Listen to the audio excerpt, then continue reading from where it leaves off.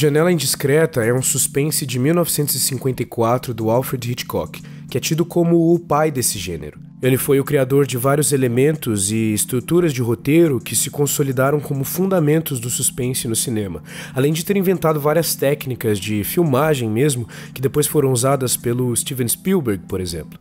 Apesar de ser um clássico, até pouco tempo atrás eu nunca tinha visto Janela Indiscreta. Mas eu já tinha visto um outro filme que o plagiou descaradamente. O nome é Paranoia, dirigido por um cara chamado DJ Caruso. Um processo chegou a ser movido contra a DreamWorks e a Paramount Pictures, os estúdios que financiaram e distribuíram Paranoia, e contra o próprio Steven Spielberg, que foi o produtor do filme.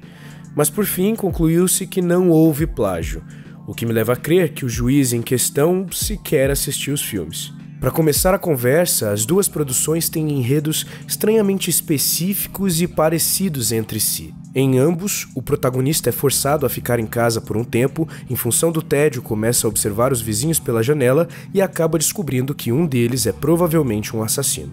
Além de toda a trama ser praticamente a mesma de modo geral, existem alguns outros pontos específicos que escancaram ainda mais essas semelhanças. Por exemplo, nos dois filmes, o protagonista, limitado ao espaço de sua casa, manda dois outros personagens, sendo um deles o seu interesse amoroso e o outro um amigo engraçadinho, para investigar o suposto assassino. Um outro exemplo, os protagonistas dos dois filmes estão impossibilitados de sair de casa por algo que está na perna deles. Em Janela Indiscreta é o gesso do Jeff e em Paranoia é a tornozeleira de prisão domiciliar do Cale. Os dois até reclamam de uma mesma coceira na perna e nos dois filmes isso é usado como alívio cômico. E há muitas outras semelhanças que poderíamos enumerar, mas eu acho que já conseguimos deixar claro que os filmes são extremamente parecidos. Então talvez seja mais produtivo para essa discussão focar as suas diferenças.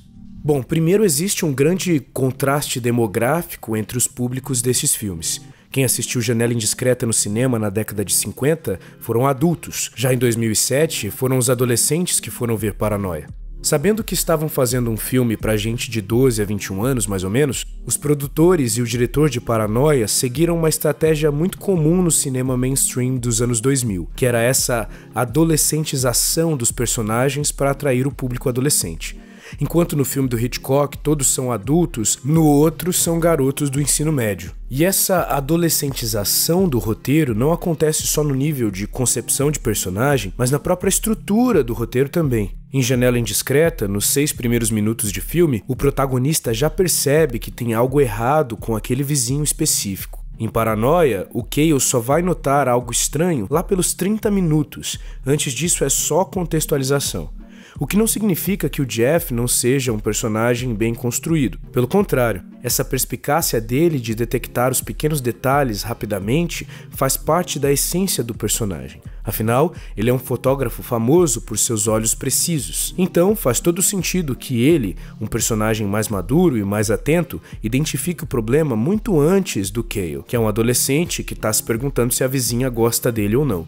E essa diferença também fica clara na direção, mas aí eu já não sei se é intencional para deixar o filme mais pop ou se é só amadorismo mesmo. Como o protagonista de Janela Indiscreta é fotógrafo, sempre que o Hitchcock nos coloca no lugar dele, mostrando o seu ponto de vista, a imagem tem uma composição interessante, com quadros simétricos, harmônicos, profundos. A câmera se move lentamente para dar ao espectador o tempo necessário para viajar por essa vizinhança e conhecer os seus detalhes. Agora, olha só a bagunça que é a direção do Caruso em Paranoia. Tem uma árvore no meio do caminho atrapalhando tudo, a câmera se move bem mais rapidamente com esse efeito de borrão que deixa tudo ainda mais confuso, não dá tempo de absorver bem o que nós vemos. Eu acho que o melhor exemplo para comparar a diferença de direção dos dois filmes é pegando a cena em que um dos coadjuvantes está se escondendo na casa do vizinho. Veja como a cena filmada pelo Hitchcock, apesar de ser tensa, é bem iluminada, contínua, clara. Nós vemos todo o apartamento do vizinho e essa visão privilegiada alimenta o suspense porque sabemos quem estará do outro lado de uma porta antes que ela seja aberta. Já em Paranoia, é uma cena toda picotada que mistura uns elementos dessa pegada documental no estilo Bruce de Blair e usa uns quadros extremamente fechados que bagunçam qualquer noção mínima que o espectador pudesse ter adquirido acerca da disposição dos cômodos dessa casa até aquele ponto no filme. Isso sem falar na trilha sonora de Paranoia, que parece não ter um norte a seguir, apontando para todo lado e nunca conseguindo se resolver de um jeito orgânico que não parecesse uma playlist genérica de adolescente dos anos 2000, sem falar nessa cena de luta esticada, inventada para colocar o mocinho e o vilão em uma briga de mão, quando o embate deles durante todo o filme foi no campo psicológico, sem falar de todos os clichês ridículos do amor romântico adolescente hollywoodiano, sem falar nas atuações superficiais. Enfim, eu realmente não sei o que deu na cabeça dos criadores desse filme. Como é que você bate no peito e se compara com o Alfred Hitchcock e entrega isso? Bom, um desses filmes é o meu favorito da vida.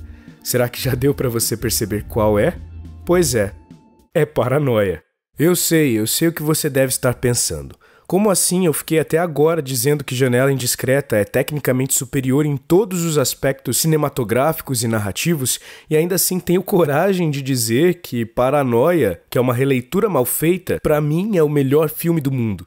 Bom, tem uma cena do filme do Hitchcock em que a Lisa, o par romântico do protagonista, está começando a levar a sério a hipótese de que o vizinho do Jeff possa ser realmente um assassino. Nesse momento, ela diz: Let's start from the beginning again, Jeff. Tell me everything you saw and what you think it means. Essa frase diz muito, porque como ao longo da história nós acompanhamos tudo que o Jack vê através das janelas, nada é realmente objetivo, tudo está sendo filtrado e ressignificado pelo modo como ele olha para as coisas.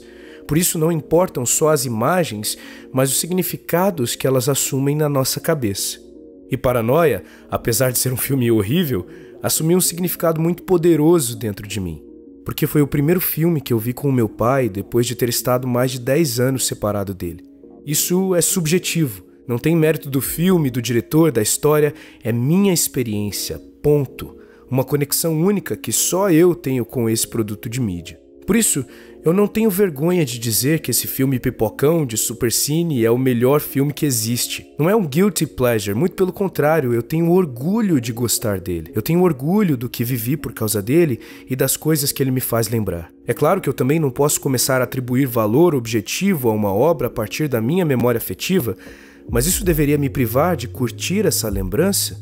Quem sou eu para dar conselhos para você, mas eu acho que nós teríamos relações mais saudáveis com os produtos de mídia que consumimos se tivéssemos a responsabilidade de reconhecer o que há de subjetivo nas relações que estabelecemos com eles. E então, ao invés de ficar procurando exclusivamente na obra as razões pelas quais nós gostamos ou não gostamos delas, olhar um pouquinho para nós também, para entender com que coração nós nos aproximamos daquilo que consumimos. Isso não nos impede de reconhecer o valor e a relevância de grandes obras-primas como Janela Indiscreta, mas nos dá o privilégio de atribuir sentido às coisas e decidir gostar de algo sem ter que dar uma justificativa objetiva para isso. Mas essa mesma consciência do papel da subjetividade nas nossas relações evoca uma certa responsabilidade, porque do mesmo jeito que amar coisas por razões particulares não imputa mérito a essas coisas, odiar algo por razões pessoais também não me dá o direito de criticar e censurar isso sem fundamento. Tudo se resume a olhar menos para a janela e mais para o espelho. The question that is absolutely basic for all human beings is, what have you left out? What have you left out?